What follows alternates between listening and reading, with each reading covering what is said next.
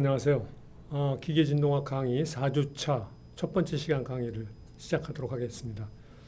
4주차 강의에서는 일자유도 진동계가 조와 가진력이 또는 조와 가진의 진동의 외부 가진 그 힘이라든지 또는 운동에 의해서 이렇게 진동이 일어나는 그러한 경우에 대한 내용을 다루게 되겠습니다.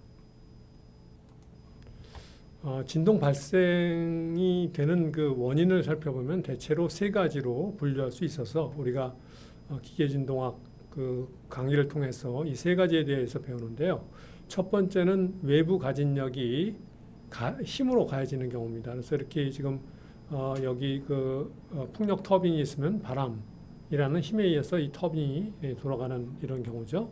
그래서 이런 외부 가진력이 가해지는 경우고, 두 번째는 여기 지금 외부로부터 운동이 인가되는 경우인데, 예를 들어서 이 자동차가 이렇게 굴곡진 지면 위를 갖다가 달려간다고 할 때 지면의 프로파일을 따라서 운동이 이 자동차의 바퀴에 인가되는 그러한 형태가 되겠습니다. 그래서 이렇게 오른쪽에 보시는 것 같이 모델링을 한다 그러면 이 베이스가 운동으로 주어져서 이 자동차의 매스가 진동을 일으키는 그런 경우에 해당하는 내용이 되겠습니다. 그리고 세 번째 경우는 진동계가 그 질량의 편심으로 인해서 회전 시 진동이 발생하는 경우인데요. 대표적으로 여러분이 볼 수 있는 것은 뭐 공작기계라든지 이런 것들이 스핀들 축이 회전을 하죠. 근데 그 스핀들 축이 매스가 잘 밸런싱이 되어 있지 않으면은 그게 회전하면서 그 공작기계 자체가 떨게 되는 그런 현상들이 일어나게 됩니다. 이런 경우가 이제 세 번째 경우가 되겠죠. 이 세 개의 경우의 운동망 형식들은 약간씩 서로 다르고, 따라서 그 해도 약간씩 좀 다릅니다. 각 경우에 설계 시에 그 차이를 잘 살펴보고 고려해서 설계를 수행해야 된다 하는 문제가 되겠습니다. 자, 그러면 먼저 이런 그 세 가지 경우의 조와 가진 모델링이 어떻게 이루어지는지를 한번 보도록 하겠습니다. 여기 보면은 지금 이렇게 진동계가 있는데 외부에 힘이 FT라는 힘이 주어지는데 이게 조와 가진력으로 이렇게 주어지는 이런 경우는 이런 식으로 방정식이 얻어지겠죠. 이런 식으로 이거는 우리가 앞에서 배운 그대로 내용이 되겠습니다. 그리고 밑에 그 지면이 어떤 운동으로 이렇게 주어지는 경우 이것의 운동 방정식을 유도해 보면은 나중에 우리가 이걸 다룰 텐데요.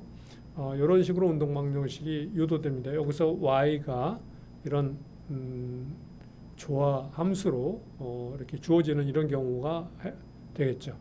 그리고 이렇게 기계 자체에서 회전을 할 때 질량의 불평형으로 인해서 진동이 발생하는 그런 경우에 운동 방정식을 유도해 보면은 이런 요 질량의 불평등돼 있는 그 양이 m02라고 주어지게 되면은 이런 또 조화 함수로 이런 모양으로 방정식이 얻어지게 되겠습니다.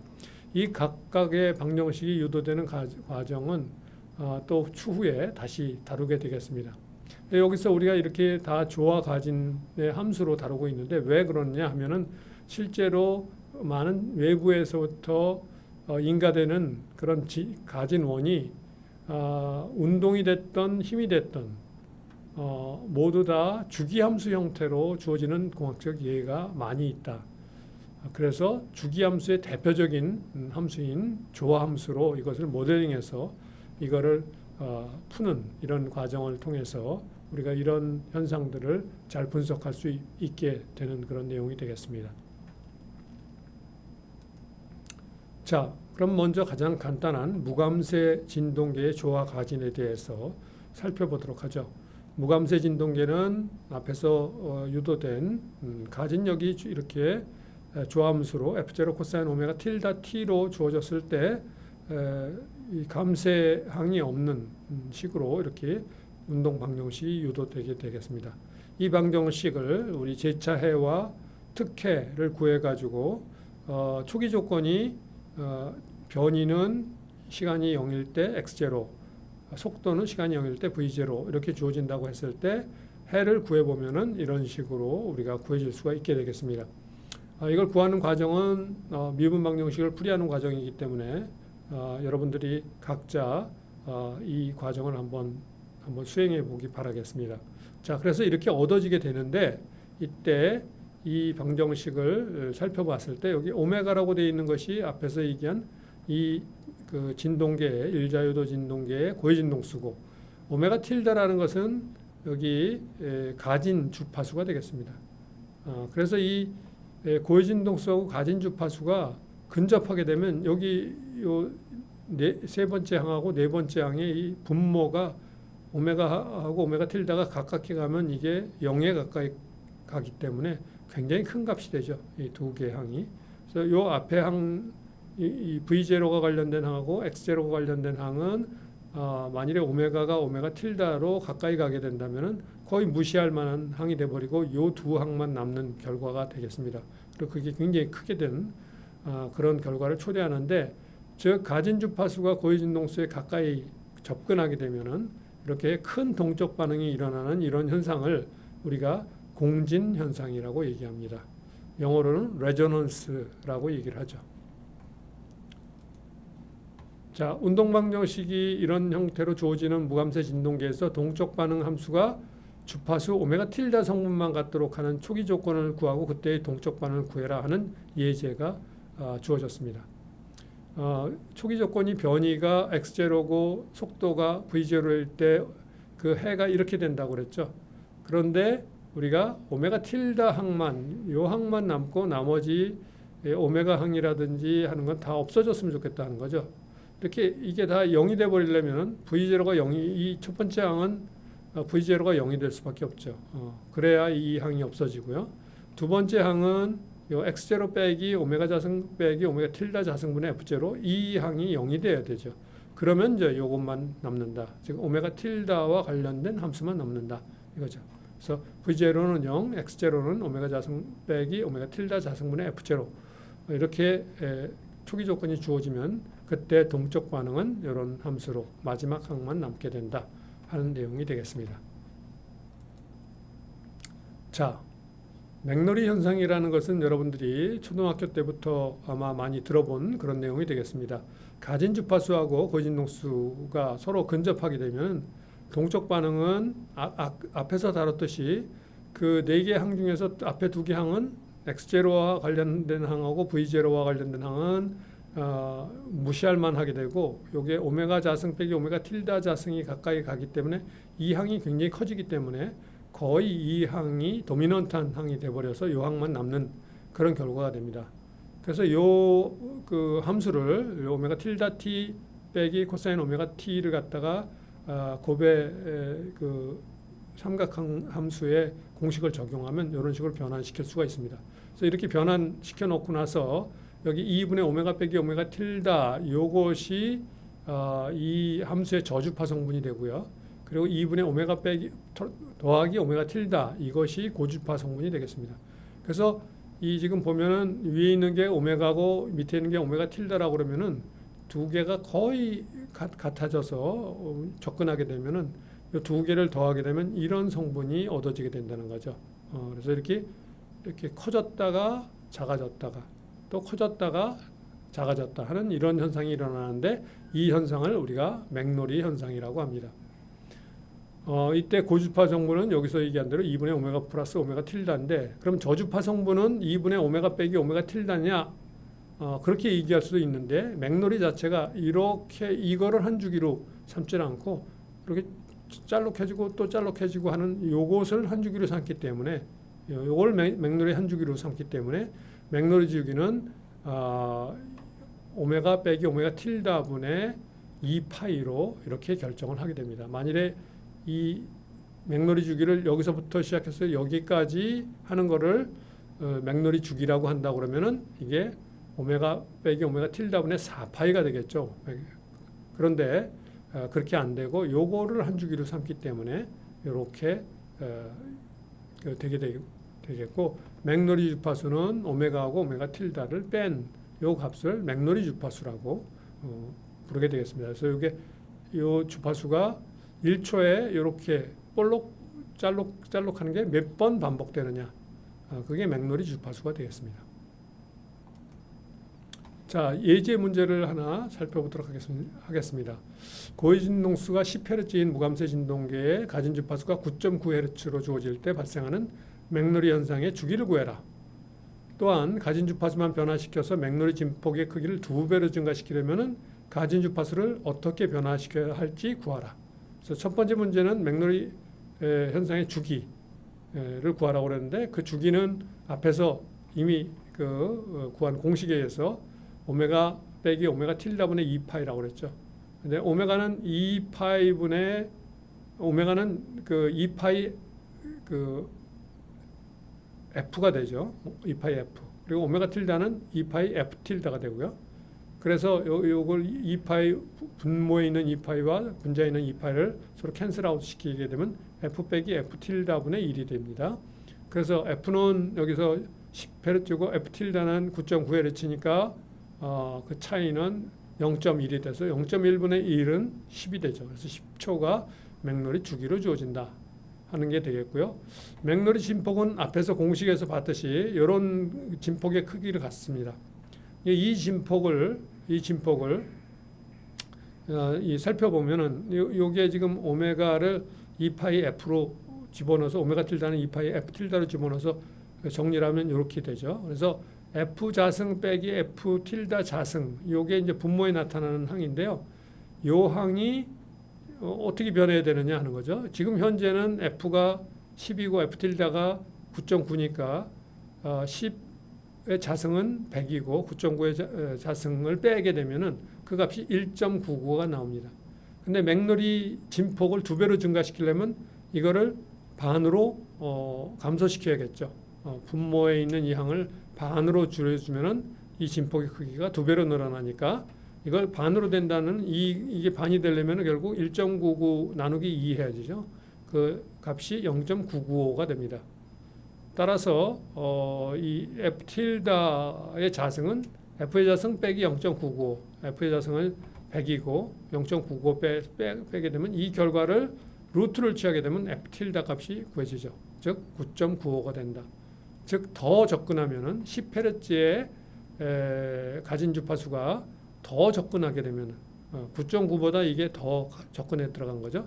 그러면은 진폭이 더 크게 2배 증가하게 된다 하는 그런 내용이 되겠습니다. 자, 공진이 일어났을 때 우리가 어떤 거를 공진이라고 하느냐면 오메가가 오메가 틸다 가까이 가면은 공진이 일어난다고 하지만 완전히 일치하게 되면은 그게 이제 완전한 그 공진 조건이죠. 그래서 무감쇄 진동계에서 이런 경우에 그 가진 주파수로 등장하는 사인 그 함수와 조화 함수와 그리고 고진동수로 주어지는 제차해의 함수가 일치하게 되면은 그러면은 우리가 특혜를 구할 때 그 조함수에다가 t를 곱해야 특혜가 구해진다고 그랬죠. 그래서 그 미분방 이런 경우에 미분방 정식의 특혜는 이 사인 오메가 t에다가 t를 곱하는 이런 값으로 형태로 이 특혜가 주어지게 되는데 이때 요 노랗게 된 요게 요 항이 공진의 세기가 되겠습니다. 즉 시간이 흐름에 따라서 이 값이 이렇게 점점 증가하는 이렇게 진동하면서 점점 커지는 여기 밑에 이제 애니메이션이 이렇게 점점 커지는 모양을 보여주고 있는데요. 이렇게 커지는 모양이 되는데 이때 이 커지는 기울기 이게 바로 이 노란 항이 되겠습니다. 그래서 이렇게 이것을 갖다 공진의 세기라고 하죠. 이게 커질수록 더 빨리 이 진폭이 증가해 나가는 그런 현상이 일어나는 거죠. 이게 커질수록 즉 이게 커지려면 뭐가 작아져야 돼요? 루트 mk가 작아지면 돼요.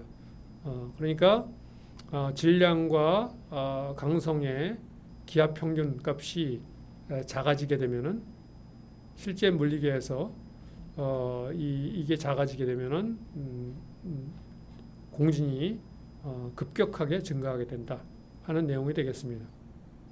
공진도 시간이 흐르면은 언젠가는 다 아주 큰 값으로 가지만 얼마나 빨리 그 큰 값으로 가느냐 하는 게 공진의 세기라고 생각하면 되겠습니다. 그러나 실제 물리기에서는 감쇄가 항상 존재하기 때문에 공진이 일어난다 하더라도 이게 그냥 무한대로 발산하지는 않습니다. 어느 정도까지 커진 다음에 그 이상은 커지지 않는 그런 현상이 일어나게 되죠. 감쇄가 그런 역할을 한다. 감쇄가 공진 시에 동적 반응이 무한대로 발산하는 것을 방지하는 역할을 한다 하는 그런 내용이 되겠습니다. 여기서 하나 예제를 보면요. 무감쇄 진동계에서 공진이 발생하면 진폭이 시간에 따라 증가하는 속도가 질량과 강성의 제곱근에 반비례하는 것을 보이라 그랬죠. 동쪽 반응이 이렇게 앞에서 이렇게 된다고 그랬죠. 따라서 진폭이 증가하는 속도는 이거에 비례하는 거고요. 앞에 있는 거에. 즉 이게 비례한다는 얘기는 루트 mk에 반비례한다는 얘기죠. 그래서 이 사실을 금세 알 수 있는 거고 이 해로부터 그리고 이 그래프를 보면서 우리가 알 수 있는 것은 공진이 발생하더라도 진폭이 충분히 커질 때까지는 시간이 걸린다는 것을 보여줍니다. 그래서 공진이 일어나면 무조건 갑자기 동적 반응이 무한대로 가는 게 아니라 시간이 충분히 흘러야 동적 반응이 커지게 된다. 그래서 얼마나 빨리 커지느냐 그게 이제 공진 세기다. 레저넌스 스트렝스라고 얘기를 합니다. 공진 세기다. 그래서 그게 충분히 커지기 전에 빨리 가진 주파수와 고유 진동수를 떨어뜨려 놓으면 그게 이제 증가하다 말고 다시 감소하는 현상이 일어나겠죠. 그래서 공진이 일어난다 하더라도 어느 정도 시간이 걸려야 그 동적 반응이 크게 큰 값을 갖게 된다는 것을 알고 이 공진의 세기가 따라서 굉장히 중요한 역할을 한다. 공진 세기가 큰 그런 시스템은 짧은 시간 내에 공진 시에 동적 반응이 엄청 커지게 되는데 공진 세기가 작은 시스템은 시간이 많이 흘러야 동적 반응이 커지기 때문에 그 전에 다른 조처를 취할 수도 있다 하는 그런 내용이 되겠습니다. 자, 다음은 감쇄 진동계에 대한 내용을 우리가 다뤄보게 되겠는데요. 요 감쇄 진동계는 조화관 진력이 가야지 여기 하게 되면 앞에 이제 이 감쇄기가 더 포함된 값이죠. 이때 이 진동계의 제차 방정식은 이런 식으로 표현되고 특혜는 이런 식으로 제차 방정식의 해는 이렇게 되고 특혜는 이렇게 표현이 되죠. 이 앞에서 우리가 이걸 배울 때 특혜는 A 코사인 오메가 틸다 T 플러스 B 사인 오메가 틸다 T라고 특혜가 배웠는데 그것을 이런 형태로 바꿔줄 수가 있게 되겠습니다. 마찬가지로 일반 그 제차해도 A 익스포넨셜 마이너스 제타 오메가 T 사인 오메가 T 플러스 B 익스포넨셜 마이너스 제타 오메가 T 코사인 오메가 T 이렇게 돼 있는데 그걸 묶어서 사인과 코사인 두 항을 묶어서 이런 형태로 바꾼 겁니다. 그래서 A, B로 돼 있던 거를 이렇게 A와 세타, 라지 X와 파이 이렇게 다른 두 개의 미지수로 이렇게 바꾸게 되는 거죠.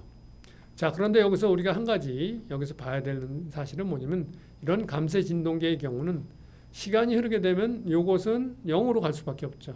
호모제니어스 솔루션은 요 익스포넨셜 마이너스 제타 오메가 t가 시간이 커지면 이게 0으로 가기 때문에 그래서 호모제니어스 솔루션은 0으로 간다.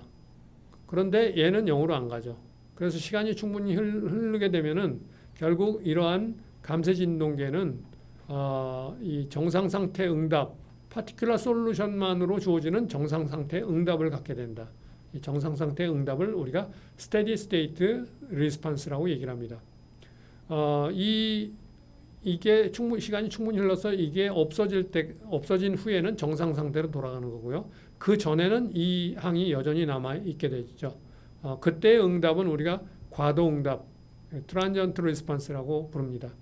그래서 우리가 진동을 다룰 때 충분히 시간이 흘러서의 응답을 중요하게 여기는 그런 경우도 있고 또 이렇게 과도 상태에서 진동의 응답이 어떻게 되느냐 하는 걸 다룰 경우도 있는데 우리가 이제 여기서 먼저 다룰 내용은 뭐냐면 정상 상태의 응답을 먼저 다루는 겁니다. 그래서 충분히 시간이 흐른 다음에 이 진동계가 어떤 동적 반응을 갖게 되느냐 그것에 관심을 두고 진동의 분석을 하게 되는데 그때는 이 파티큘러 솔루션만 관심이 있는 거죠. 이거는 시간이 흘러서 없어져 버리는 항이기 때문에 이건 관심을 갖지 않습니다. 나중에 이 장에 이어서 배우는 장에서는 이 과도 상태 응답도 우리가 중요하게 다루는 그런 부분을 또 배우게 됩니다. 그래서 과도 상태가 중요한 문제도 있고 진동 문제에는 정상 상태 응답이 중요한 문제도 있다. 그래서 정상 상태 응답이 중요한 문제에서는 솔루션을 이것만 가지고 우리가 진동 현상을 분석하게 되고 과도 상태 응답도 중요할 경우는 이게 두 개가 더해진 그 솔루션을 우리가 가지고 진동을 분석하게 되겠습니다. 이 정상 상태 응답일 때 시간이 충분히 흐르면은 앞에서 라지 X가 요거에서 이게 미정계 수법에 의해서 이 운동 방정식에 이걸 대입해 가지고 라지 X와 파이를 구해 보면은 이런 식으로 이게 구해지게 됩니다. 그래서 이거 구하는 과정은 여러분들이 미분 방정식에서 미정계 수법 적용하는 과정이니까 그걸 여기서 다시 설명하진 않고 여러분들 각자가 한번 수행해 보도록 하십시오. 자, 그래서 이렇게 얻어지는데 이때 이 동적 응답 크기 이 라지 X를 정적 변형량 즉 K분의 F0 원래 외부 가진력이 F0 코사인 오메가 틸다 T로 주어졌죠. 그래서 그 F0가 시간이 0일 때 그 힘의 크기인데 그걸 K로 나눈 값이 이게 정적 변형량이라고 놓고 이 정적 변형량으로 라지 X를 나눈 값 즉 K분의 F0분의 라지 X 그걸 우리가 카파 동확장비라고 부릅니다. 그래서 정적 변형분의 동적 변형이 되는 거죠. 그래서 그것을 우리가 정리해 보면은 즉 이 값을 K분의 F0로 나눠주게 되면은 이 값이 어떻게 그 변형돼서 표현될 수 있냐면 이러한 형태로 변형이 됩니다. 즉 1-R 자승 플러스 2zR의 자승 분의 1 이렇게 되고 이 파이는 이런 1-R 자승분의 2zR 이렇게 되는데 이때 이 R은 고유진동 수분의 가진 주파수를 나타내고요. 그 다음에 제타는 앞에서 배운 감쇄비를 나타내게 되겠습니다. 감쇄비는 2루트 KM분의 C죠. 그래서 그걸 이용해서 두 개의 주파수비 오메가분의 오메가 틸다를 우리가 주파수비라고 부르는데 주파수비와 감쇄비 제타를 이용해서 동확장비와 그리고 이것은 그 위상각이죠. 파이 위상각인데 이건 어떤 의미를 갖느냐면 우리가 가진력을 가했을 때 동적 반응이 가진력은 코사인 오메가 틸다 T로 주어지는데 이 동적 반응은 코사인 오메가 틸다 T 빼기 파이로 주어지죠. 그러니까 파이만큼 떨어져서 동적 반응이 발생한다는 거죠. 댐핑이 있으면은 우리가 어떤 물체를 진동계를 흔들어주면은 가진력을 가해서 흔들어주면 바로 흔들리는 게 아니라 요 파이만큼 떨어져서 흔들리게 된다. 감쇄 때문에 떨어진다. 만일 감쇄가 0이면은 여기 제타 값이 0이 돼 버리죠. 그러면 이 파이가 0이 돼 버리죠. 그러면 흔들어 주자마자 바로 동적 반응이 일어나죠. 그러나 감쇄가 있게 되면은 제타가 0이 아니면은 이 파이가 0이 아니기 때문에 힘을 가해서 진동계에다 힘을 가해 줬을 때 그 동적 반응은 파이만큼의 위상각을 두고 뒤쳐져서 따라오게 된다 하는 그 사실을 나타내게 되겠습니다. 여기서 이 위상각 파이를 갖다가 이 주파수비의 함수로 이렇게 나눈 이 그래프가 나중에 여러분들이 중요하게 사용되는데요. 여기서 보면은 주파수비가 1일 때, 즉 오메가가 오메가 틸다가 될 때죠. 그때 여기서 0도에서 180도로 이 그 위상각이 확 변하는 걸 볼 수 있습니다. 여기서 이렇게 변한 사실이 있고요. 그다음에 0에서부터 여기에 이 그 주파수비가 1 될 때까지 여기까지 사이에는 거의 얘가 이렇게 제타 값이 요 지금 초록색 선으로 되어 있는 게 거의 루트 2분의 1 정도 될 때는 요 선을 갖다 거의 비례해서 그러니까 R하고 비례해서 파이가 증가하는 것을 볼 수 있습니다. 요 사실을 나중에 계측기 설계할 때 많이 이용하게 되게 되겠습니다. 그래서 요걸 기억해 두면 좋겠고요. 나중에 학습을 위해서. 그 다음에 여기서 보는 거는 뭐냐면 우리가 R이 1, 즉 가진 주파수가 고진동수하고 일치하게 되면 동확장비가 굉장히 큰 값을 갖게 되는 걸 알 수 있죠. 제타가 작으면 작을수록 점점 더 커집니다. 그래서 여기서 이렇게 피크 값들이 이렇게 나타나는데 제타의 증가 감소함에 따라서 제타가 감소함에 따라서 즉 감쇄 상수가 줄어들면은 이 동적 응답이 굉장히 커진다는 거죠. 그 감쇄 상수가 커지면은 어느 정도 이렇게 피크가 있다가 그 감쇄 상수 그러니까 감쇄비가 루트 2분의 1보다 커지게 되면 그때는 이렇게 단순 감소하는 이런 함수 형태로 동확장비의 모습이 변하게 됩니다. 그래서 요 형상들을 요걸 잘 기억해 두면은 나중에 여러분들이 이것을 가지고 이제 여러 가지 문제들을 다루게 될 때 유용하게 그 사실을 이용할 수가 있게 되겠습니다. 우측 그림에서 나타나는 동확장비와 위삼각 그래프에서 우리가 볼 수 있듯이 가진 주파수와 고진동수와 가까운 값을 갖게 되면 즉 R이 1에 가까이 가게 되면 동확장비 값은 아주 커지게 된다. 그리고 위삼각은 0도에서 180도로 급격하게 변하게 된다 하는 것을 요약해서 다시 한번 말씀드릴 수 있겠고요.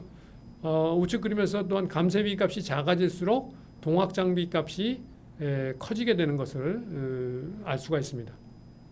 위삼각이 변화도 매우 가파르게 일어난다. 그래서 감쇄비가 작을수록 여기 파란색 같은 경우 가파르게 0.05일 때죠. 0.15일 경우에 비해서 0.05일 때는 1 근처에서 위삼각 변화가 굉장히 크게 일어나는 걸 알 수 있죠. 아주 급격하게 하는 것을 볼 수 있습니다.